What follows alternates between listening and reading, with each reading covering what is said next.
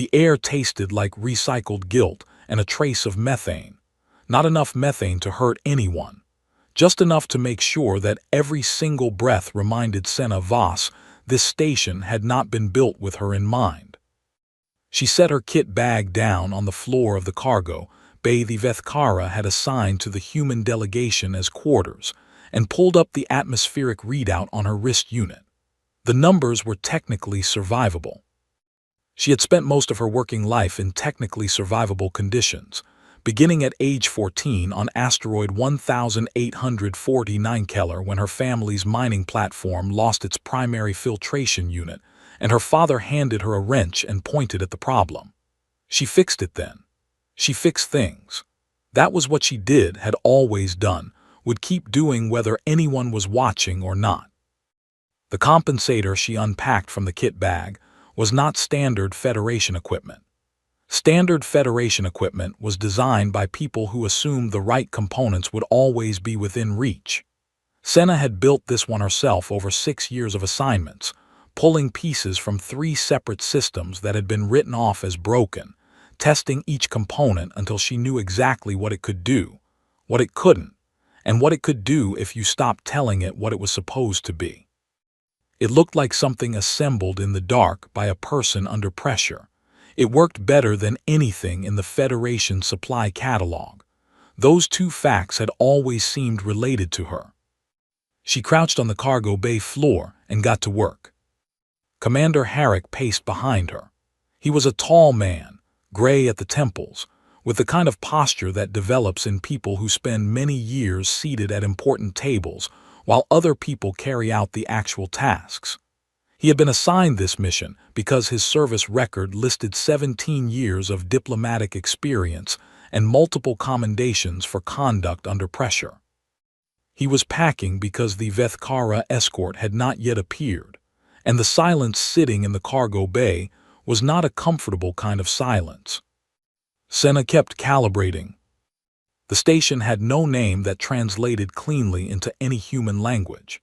The Federation briefing documents described the Vethkara designation as a sequence of subsonic tones carrying the approximate meaning of the place from which correction is administered.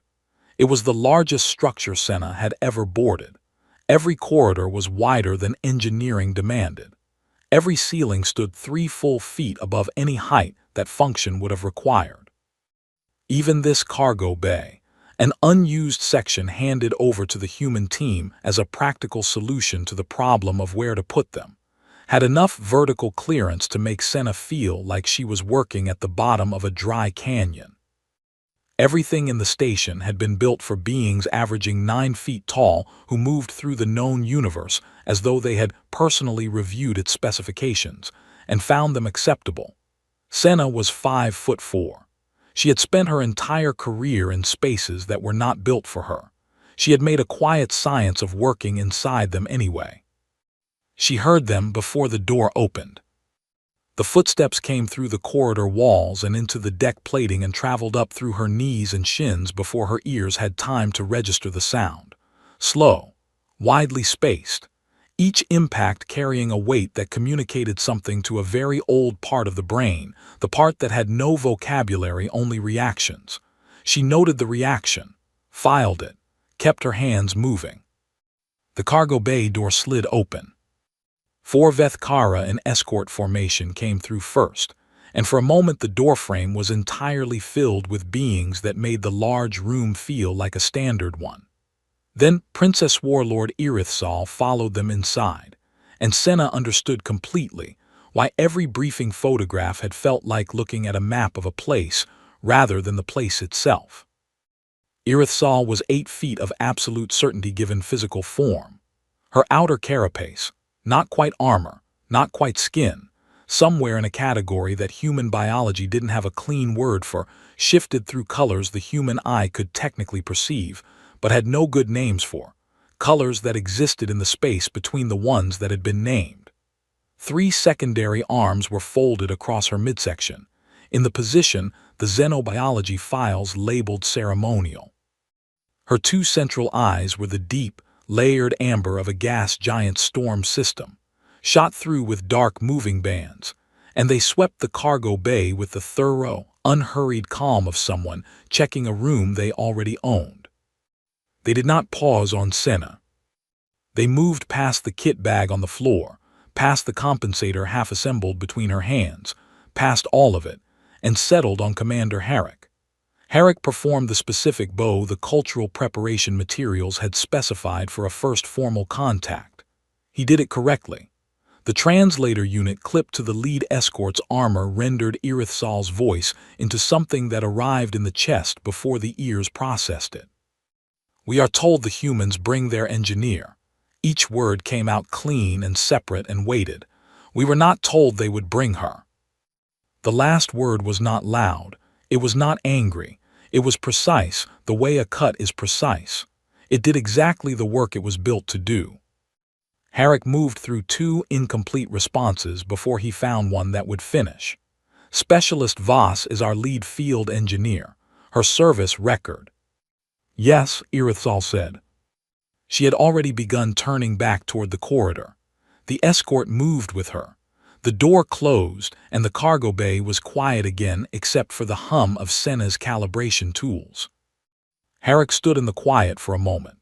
Then he looked at Senna with the expression she had seen on every senior officer she had ever been assigned to. The expression that did not say anything aloud but carried a very clear instruction about size and visibility. She looked at her compensator. In the far corner of the bay, Lieutenant Owen Drake stood in full Federation combat plate, parade rest, exactly where he had been standing since they boarded. The MK-VII heavy frame was the most hardware they had brought on this mission, included because Herrick wanted the visual statement a fully armored Federation soldier made in a room of beings who measured power in physical terms.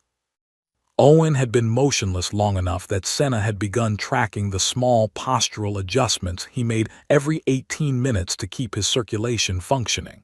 Proper training, that. She noticed details. It was the same part of her brain that caught thermal variances in survey data. He was watching her now. His jaw was set at an angle that communicated several well-formed opinions. She looked at him. "Don't." He returned the look. "I have not said one word." She turned back to her work. 43 minutes later, the compensator finished its startup cycle. The bay temperature dropped 2 degrees. The air stopped tasting like an apology and started tasting like ordinary recycled air, which was not pleasant but was at least honest. The methane trace was gone. The atmospheric numbers were no longer technically survivable. They were simply survivable, which is a different category and a better one. Nobody said a word about it. Herrick was reading his documents. Owen had returned to parade rest. Senna packed her secondary tools back into the kit bag and pulled out her terminal. She opened the station schematics the Federation Advanced Survey Team had filed 8 months prior.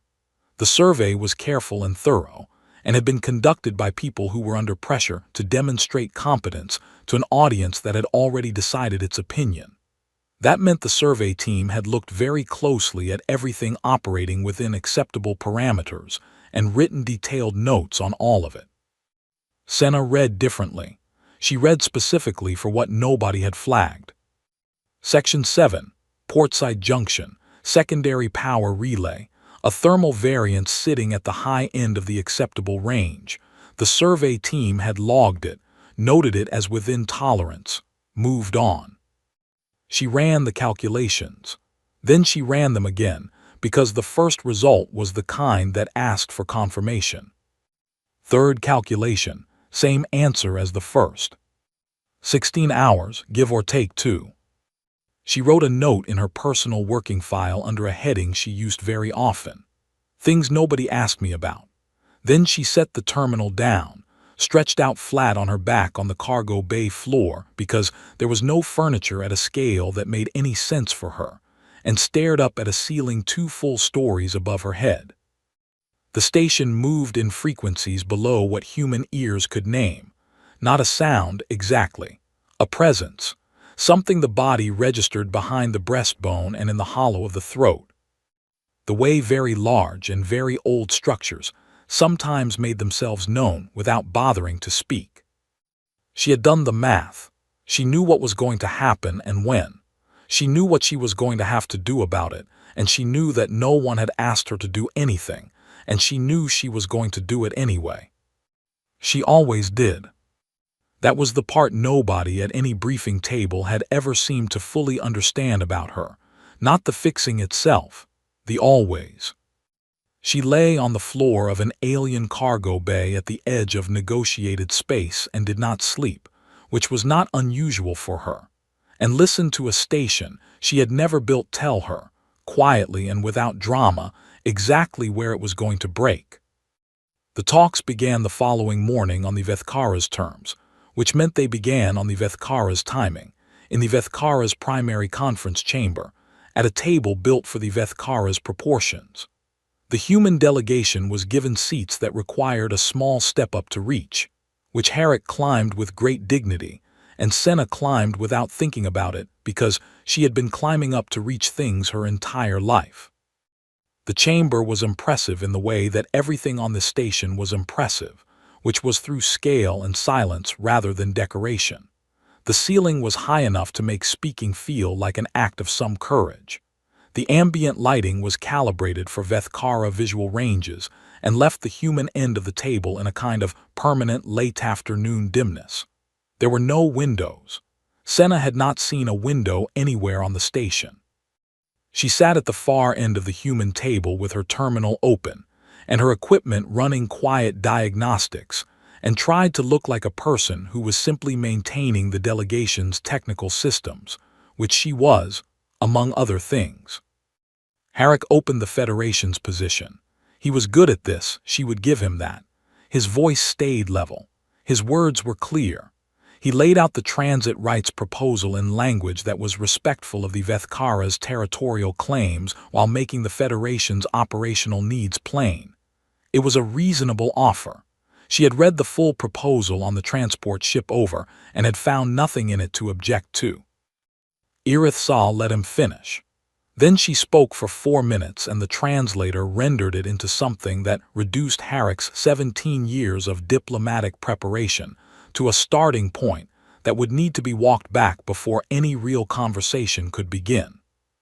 The Vethkara wanted reparations for what they called the navigational intrusions of the prior decade, during which Federation exploratory ships had mapped the outer edges of Vethkara space without formal permission. They wanted tribute in the form of technological exchange weighted heavily in their favor. And they wanted a clause written into any eventual treaty language that formally acknowledged, in terms binding under Federation Charter, the biological and developmental inferiority of the human species relative to the Vethkara standard. That last one sat in the room for a moment after the translator finished rendering it. Herrick responded calmly. He was very good at calm. He said the Federation understood the gravity of the navigational concerns and was prepared to discuss reparations in good faith, and that the question of technological exchange was a conversation worth having, and that the third item was not something the Federation could agree to as a matter of charter principle, but that he was open to discussing language that acknowledged the different stages of development of various species in the galactic community. Irith Sal said they would recess and resume the following morning. That was day 1. Days 2 and 3 followed the same shape. Herrick made reasonable offers. Irith Sal made demands that fell slightly beyond reasonable. Herrick adjusted. Irith Sal held. The gap between them was not enormous, but it was not closing either, and Senna, who understood structural tolerances very well, had begun to recognize what a gap that was not closing usually meant. She sat at the far end of the table and ran her diagnostics and kept the delegation's equipment functioning and watched the Vethkara delegates across the table, learning their stillness, their timing, the specific way the lead escort's secondary arms shifted when Irith Sal was about to speak. She was building a picture that nobody had asked her to build. She always built pictures. On the afternoon of the third day, she was back in the cargo, Bay running a recalibration on the atmospheric monitor when the door opened without announcement, and Irithsal came in. Not with the full escort. 2 guards. A different configuration, less formal. Senna stayed crouched on the floor with her tools in her hands and her terminal open beside her, and did not stand, because standing would have required her to decide what kind of moment this was before she had enough information to make that decision. Irithsal stood in the center of the cargo bay and looked at Senna for a long moment. Then she looked at the compensator unit mounted to the wall, then at the diagnostic cables running from Senna's terminal to the atmospheric monitor. She said something to the 2 guards behind her that the translator did not catch because they were at the wrong angle. Then she looked back at Senna and spoke for the translator. "The Federation sends its makercast to impress us." The words were steady and even, not mocking in tone, something more considered than that. A small female fixing small things in a room we do not use. One of the guards produced that low, resonant sound. The other followed it. Their version of laughter had a physical component, something felt in the air between the sound and the listener. "We have machines that do this work," Irithsal continued. She had not looked away from Senna. "We do not give machines chairs at treaties." The guards made the sound again. Senna did not stop working. Her hands kept moving through the recalibration sequence because the recalibration sequence needed to be done, and the fact that someone was talking at her did not change that. She finished the step she was on. She moved to the next one. "Your secondary coolant relay is running hot on the portside junction." She said it without looking up. "Section 7. You have about 16 hours before it becomes a load-bearing problem." The cargo bay went quiet. Not immediately. The translator took a breath to render it, then quiet. She pulled a calibration lead from the monitor port and plugged in the next one. "I mention it," she said, professionally. She heard the shift in the room. It was not loud. Something in the air changed texture, the way it did when the variable you had not been accounting for introduced itself. Irithsal looked at her for a moment that had some weight to it. Then she turned and left with the guards, and the door closed, and the bay was quiet again. Senna sat back on her heels and looked at the monitor readout. The numbers were good. She packed the calibration leads back into the kit bag. Owen came off the wall from where he had been standing near the door, out of frame, the way he tended to position himself during extended monitoring situations. He did not say anything. He crossed his arms inside the heavy plate of his armor and looked at the door that had just closed. The angle of his jaw was doing something elaborate. She looked at him. "Don't." "I didn't say anything." "No, but your face gave a very detailed speech in several languages." He was quiet for a moment. "She compared you to a vending machine." "I know, I was there." "Senna." "Owen," she picked up her terminal. "Let it go." He let it go. He was good at that too, when he decided to be. He went back to his position near the wall and she went back to her terminal, and the cargo bay settled into its regular working quiet. She opened the repair protocol she had already written for the relay issue. She had written it the first night, after she ran the calculations, because the calculations made the outcome clear enough that writing the protocol felt like the obvious next step. She read through it again, made 2 small adjustments based on what she had seen in the briefing materials for the station's secondary systems. Added a contingency for a specific coupling type, the Vethkara used in older relay builds that the Federation documentation listed, but didn't fully explain. She had not been asked to write any of it. She had not been asked to fix anything beyond the human delegation's own equipment. None of this was her station. None of these were her systems. She worked through the station's night cycle. She did not need to be told why. It was coming apart and it would need fixing, and she knew how to fix it, and she was there. That was the entire chain of logic. She had never needed a longer one. 14 hours after Irithsal's visit, the station alarms came on. They were not designed for human ears. The frequency sat at the upper edge of what human hearing could register, and the lower edge of where it became physical sensation, which meant the alarms landed somewhere between a sound and a pressure behind the eyes. Senna was already awake.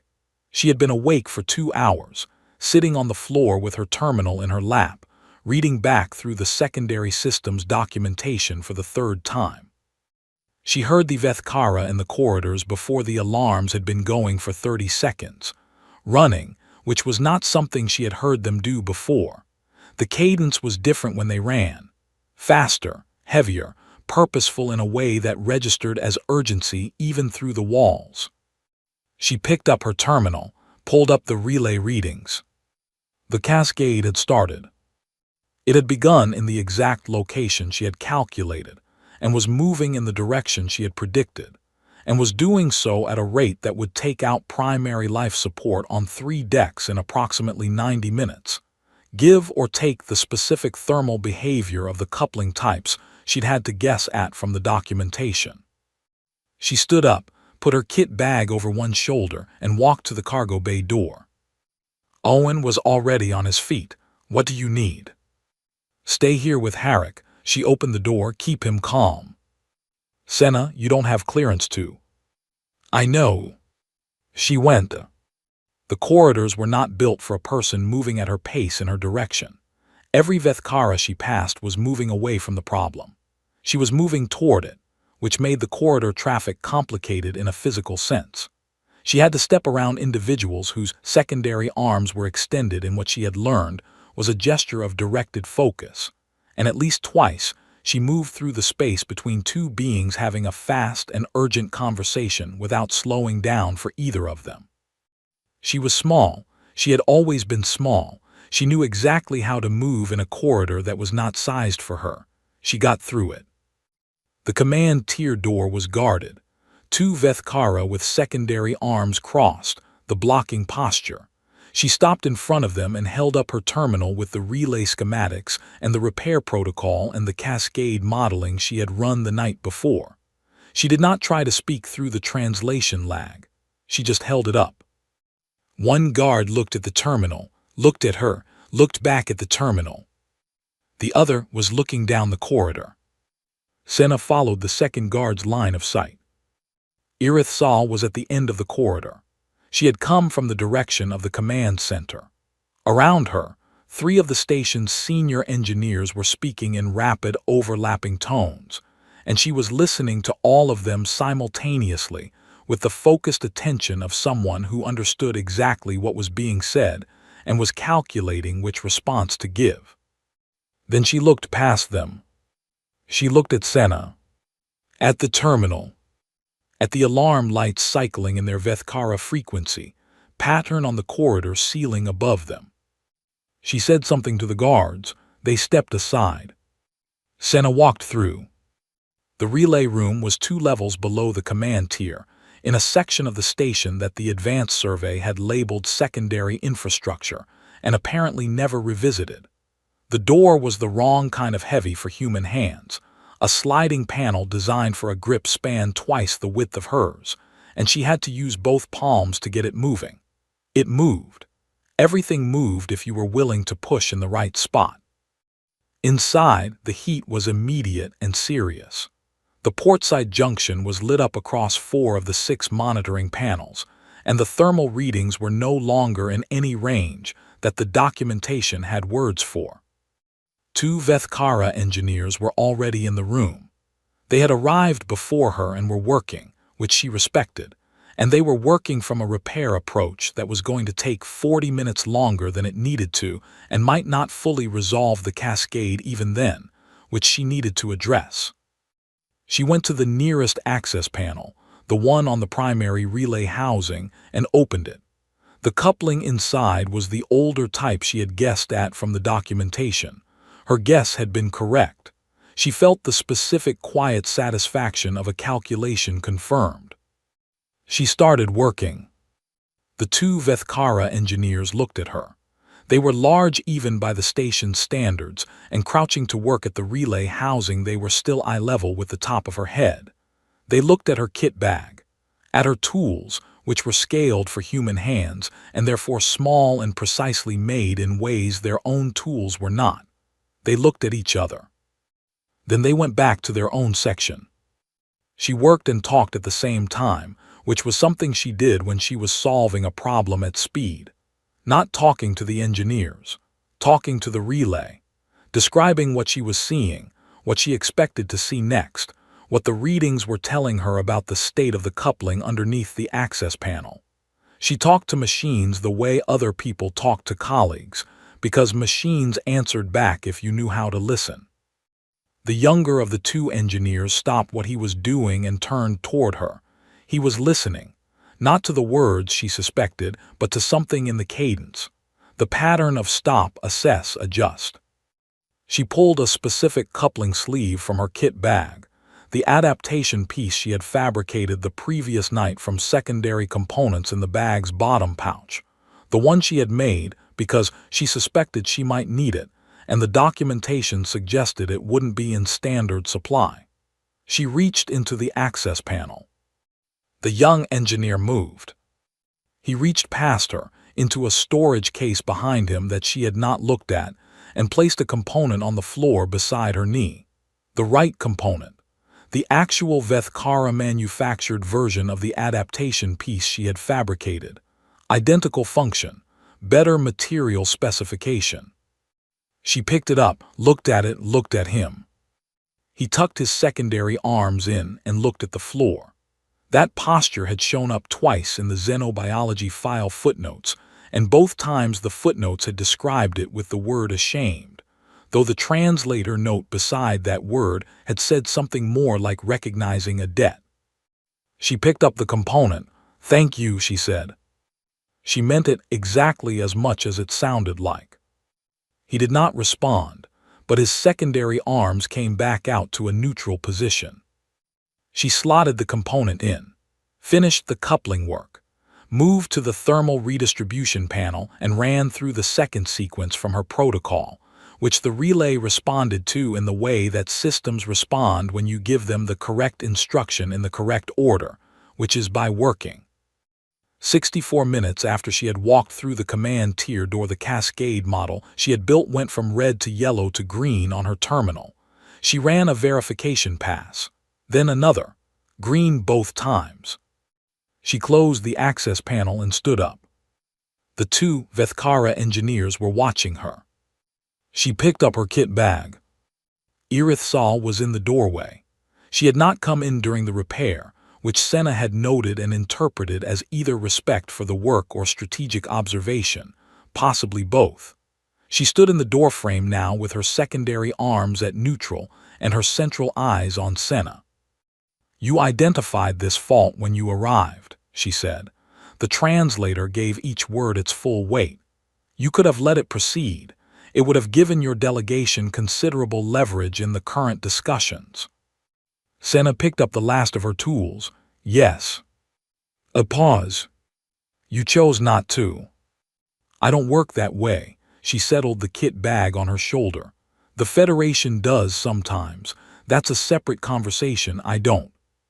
She walked out of the relay room, back through the corridor, back down to the cargo bay where Owen and Herrick were waiting.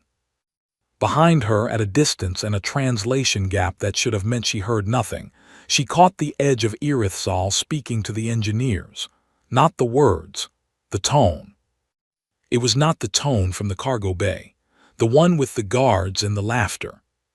It was something else, something that needed a different word. The following morning, the formal delegation session resumed.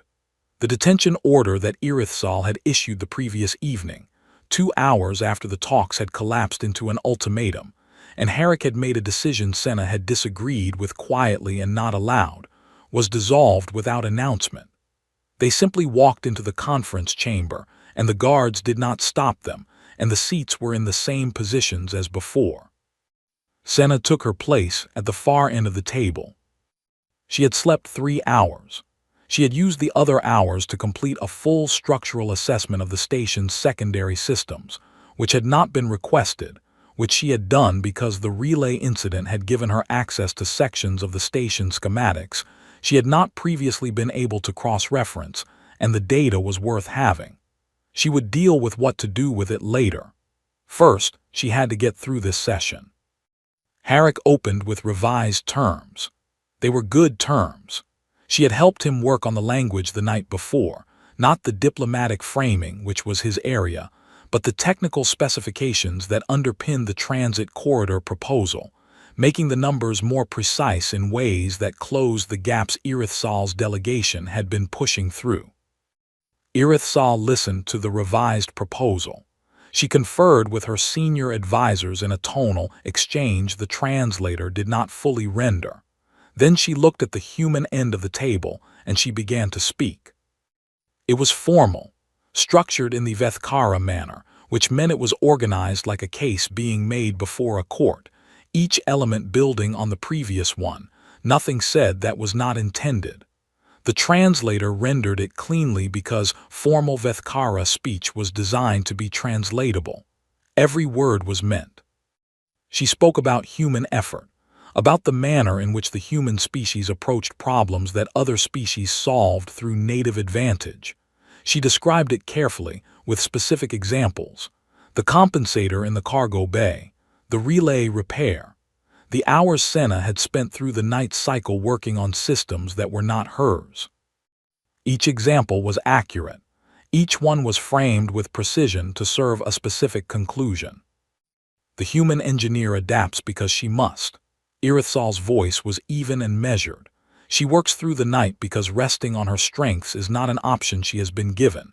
She fixes what she did not break because she cannot afford the alternative. This is admirable, in the way that a creature that was not built for a difficult environment and enters it regardless is admirable. A pause that had weight behind it. It tells us a great deal about human character. It tells us more about human limitation. The conference chamber was quiet.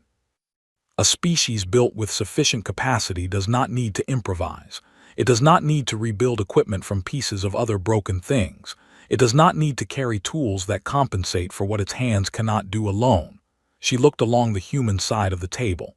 The Federation sent its best. We have watched her work. She is, by every measure, exactly that. The Central Stormamber eyes settled on Senna's end of the table.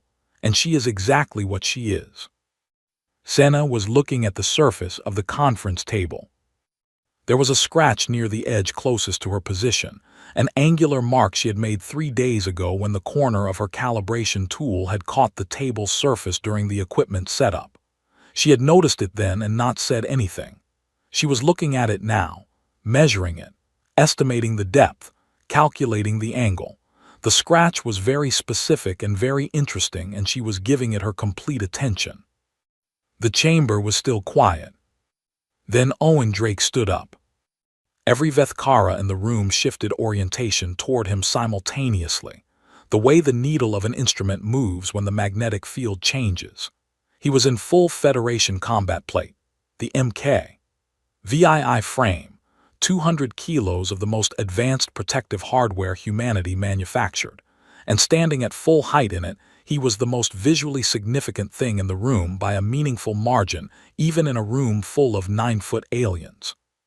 He had been standing in that armor for 3 days, without a word of complaint about the weight or the temperature or the long hours. He reached up with both hands. Helmet first. He disconnected the seals at the collar, lifted it free, and set it on the table in front of him. The sound of it settling on the conference table surface was specific and clean and very loud in the silence. Then the chest plate, the manual release at the sternum, the lift and tilt and set, the shoulder assembly, left then right, the greaves, the gauntlet sections, each finger joint opened and laid out methodically until his hands were just hands, unprotected, resting on the table beside the growing stack of hardware he had placed there. He was in his uniform underlayer. No armor, no hardware, nothing between him and the room except the fabric of a standard Federation field uniform that was slightly damp from 3 days inside a sealed frame. He was considerably smaller now, not small, just a man. He sat back down. The room did something that did not have a clean translation. Not silence exactly. A different quality of attention, the kind that appears when a variable that was not in the calculation makes itself known.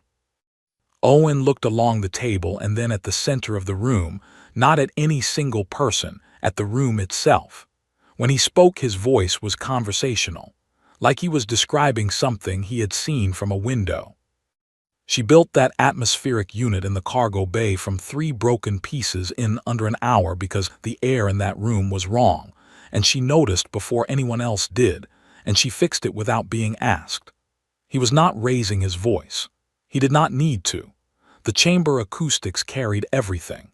She found your relay fault on the first day from a survey document that your own engineers had cleared. She wrote the repair protocol the night before anyone on the station knew there was going to be a problem. She fixed the cascade in 64 minutes, in a room running well above safe thermal levels, using tools that don't fit the access panels, working beside engineers whose technical language she was reading from a 3-day-old briefing document. He picked up the water container in front of him, took a slow drink. I have watched her work for 6 years. He set the container back down. I brought the armor because Commander Herrick wanted the visual statement.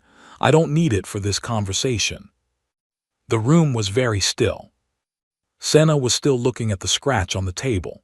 The scratch was exactly as deep and exactly as angular as she had calculated. There was something in her jaw that ached from a cause she was not going to name. She did not need this. That was true in every measurable sense. She had been in this room and in every room before it and had done the work and would keep doing the work entirely independent of whether anyone stood up for her, spoke for her, or noticed she was there. She did not require the acknowledgement. She had made her peace with not requiring it a long time ago in a way that was real and load-bearing and not performative. It landed anyway. It landed in a place that had not expected company. Irithal's central eyes moved from Owen to Senna. They stayed there. "You did not ask him to do this," she said. "No," Senna said. "And you do not thank him." Senna looked up from the scratch on the table. He didn't do it for thanks. There was a pause in the room that had a weight and a shape. Irithal looked at Owen, at the stack of armor he had removed and set aside, at his hands resting on the table in front of him, unhardened, unprotected, entirely deliberate. "No," she said quietly, "I see that." The session was recessed 20 minutes later.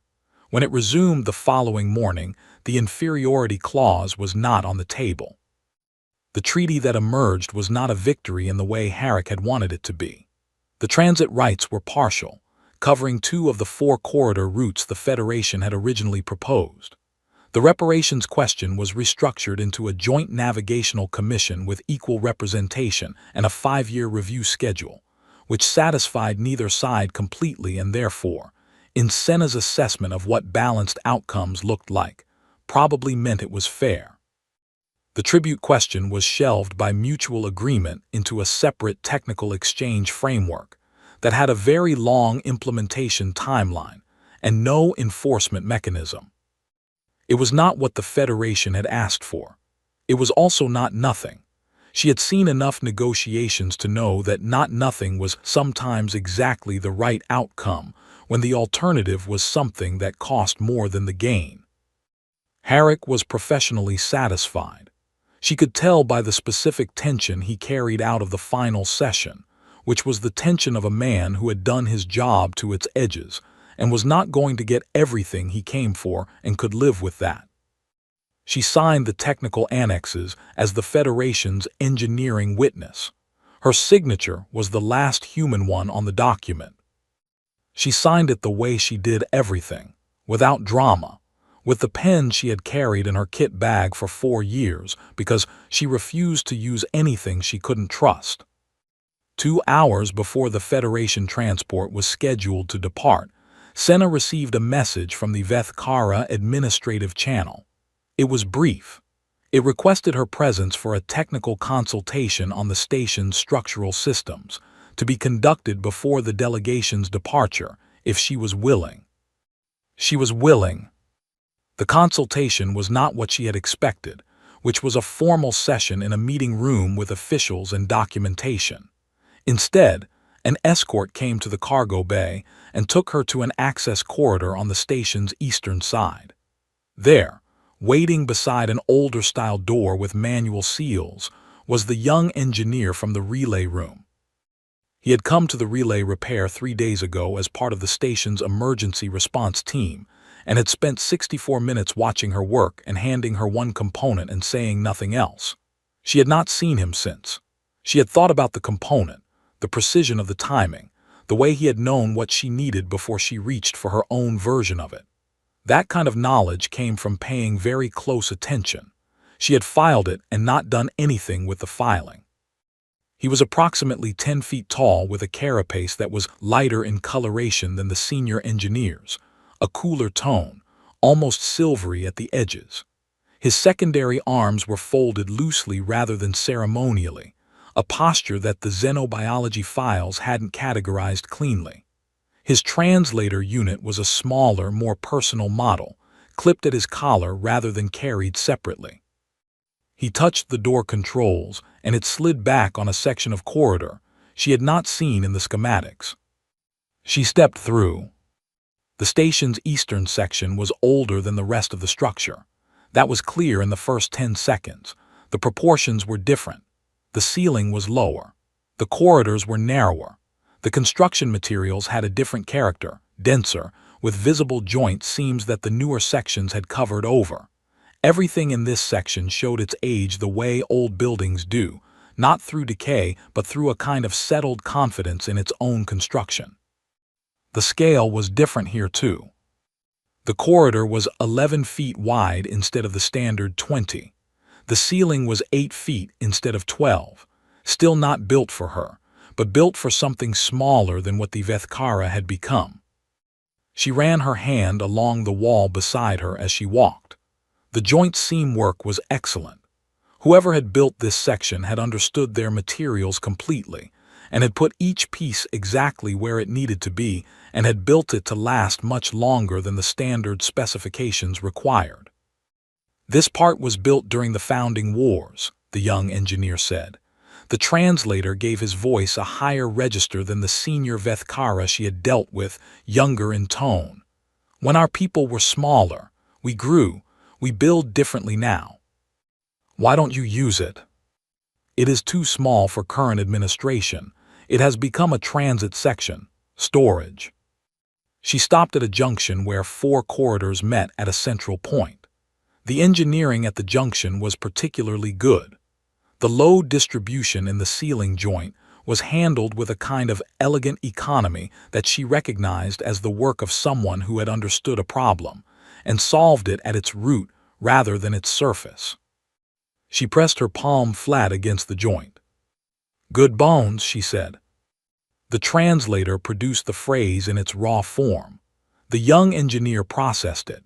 His secondary arms shifted into the position she had seen once before from him, the tucked and filing posture, storing something for later. "Good bones," he repeated, careful with each syllable. "Means it's built right where it counts," she said. "Even if it's older, even if it doesn't look like much anymore. The structure is sound, the important parts hold."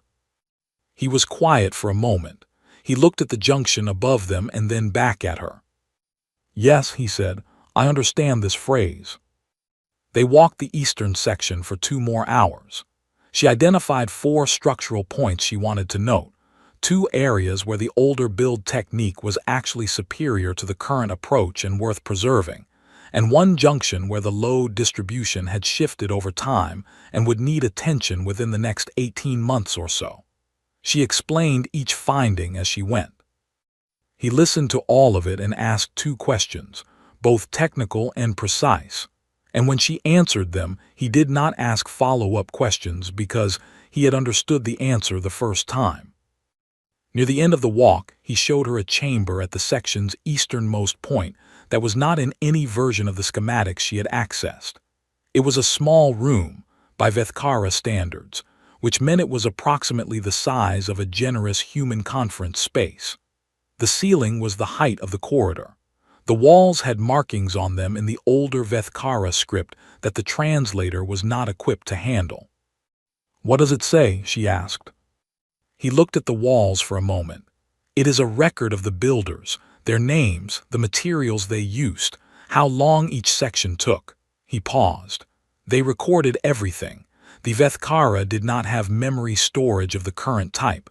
They wrote it into the walls so it would not be lost." She looked at the writing covering every surface of the room. Names she couldn't read. Numbers she couldn't parse. A complete record of work done by people who wanted to make sure the work was remembered. "Smart," she said. His secondary arms came fully forward, spread, and returned to neutral. She had not seen that posture in the files. She thought it might be a posture the files hadn't covered.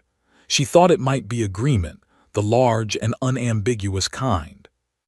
The farewell with Irithsal took place in the main corridor of the command tier, which was neither formal nor casual by Vethkara terms, a middle register that the xenobiology briefing had described as transactional recognition, meaning it was the acknowledgement you gave when the exchange had been real, but the relationship had not yet been categorized. Irithsal stood with 2 advisors rather than the full escort. She looked at Senna, and then at the kit bag on her shoulder, and then back at her face. "Your species is inefficient," she said. "You use many steps to arrive where a well-constructed species would arrive in fewer. You compensate for this in ways that our models did not account for." Something moved in the dark bands of her central eyes. "We will need to build better models." Senna thought about several responses. She selected the shortest one that was also true. "We're used to that," she said. A pause. Irithsal looked at the kit bag again. "The Eastern Section assessment, you will send it." "Already wrote it." "Before I asked." "Yes." Another pause. This one was different, smaller. "Yes," Irithsal said. "Of course you did." She turned and walked back toward the command center. The advisors followed. The corridor settled into its regular ambient frequency, and Senna stood in it for a moment, and then turned toward the bay where the Federation transport was docked. Owen was waiting at the dock entrance in full armor again, regulations for transit, carrying both his bag and Harrick's because Harrick had needed both hands free for the final documentation and had not gotten them back. Owen had been carrying the extra bag for 40 minutes without mentioning it. That was also just how he worked. He fell into step beside her as she walked through the dock corridor. "How was the Eastern Section?" "Old, well-built. They stopped using it because it doesn't fit them anymore." She looked straight ahead. "Still holds." He nodded. They boarded the transport. Harrick was already inside, speaking with the pilot team about departure clearance. Owen found his seat and locked his armor restraints, and Senna found hers and sat down with her terminal in her lap. The dock seals engaged. The transport began its separation sequence from the station's docking collar. Through the small viewport beside her seat, she could see the station pulling away. It was enormous from the outside in a way that was different from enormous inside, the way all large things look different from a distance. You could see its age from outside, too. The Eastern Section was visible as a darker band in the station's overall structure, older material, different color, joined to the newer construction at clear seams. Good bones, she thought, under everything else. Good bones. Owen said, "You fixed the relay before they asked." "I know. You wrote the protocol the night before the problem started." "I know. But you sent the full Eastern Section assessment before Irithsal requested it." "I know." He was quiet for a moment. Through the viewport, the station continued to shrink as the transport moved through its departure arc. "You always do that," he said. "I know." She did know. She had always known. It was not something she needed to examine or explain or trace back to a source. It was structural. It was the part of her that was load-bearing and had been load-bearing since she was 14 years old in a bad atmosphere with a wrench in her hand, and a problem that needed solving and no one else in the room who knew how. She opened her terminal. The full structural assessment was there, completed, annotated, cross-referenced with the station's maintenance history, where she had been able to access it. 14 pages of technical documentation covering every system she had accessed or observed during the mission, including the 7 additional vulnerabilities she had identified during the Eastern Section walkthrough, including specific repair recommendations, material specifications, and priority timelines for each one. She pulled up the young engineer's contact code. She had asked for it before the walk for coordination purposes. He had given it with the tucked, filing posture. She attached the assessment. She did not add a note. The assessment was the note. Every number, every recommendation, every flagged vulnerability and repair sequence was the note. 14 pages of language that had nothing to do with words and everything to do with the only thing she had ever really known how to say. She sent it. Outside the viewport, the station was a structure among structures now, set against 800 light-years of Vethkara space. Meticulously mapped, carefully administered, owned completely by beings who had been certain, for a very long time, about exactly what the universe contained and what it did not. The transport's drive system engaged. The stars did the thing stars do when you accelerate past the frame of reference that makes them stationary, becoming not points but brief lines, a moment of motion, and then a moment of stillness, the space between them resolving into something that had no name in any language but that any person who had ever traveled through it recognized the same way. Senna looked at it until the drive cycle completed, and the viewport normalized, and the stars were just stars again. She turned back to her terminal. She opened a new file. She had noticed 3 things about the Eastern Section construction technique that had no parallel in any Federation engineering documentation she had on record. Things that were worth understanding. Things that would take time to properly analyze and write up and submit to the right department, which was the Structural Engineering Review Board, who would probably not look at it immediately but would eventually, and when they did the analysis would be there, complete and correct, which was all she had ever needed it to be. She started writing.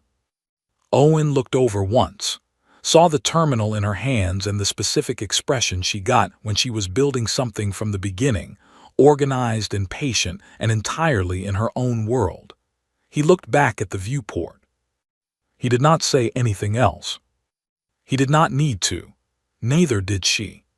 The work was already speaking, the same way it always had, in the only language she had ever completely trusted, the language of things built right, built to hold, built to matter whether or not anyone was watching when you put them together. She wrote for the full transit duration. When they docked at the Federation relay station, 6 hours later the file was 31 pages long, and she had only gotten through the first of the 3 techniques. She saved it, closed the terminal, picked up her kit bag, and walked off the transport into the bright and correctly scaled air of a Federation station. Behind her, somewhere across 800 light-years of mapped and administered space, a structural assessment arrived in an inbox. No note. No explanation. Just the work. Just the always.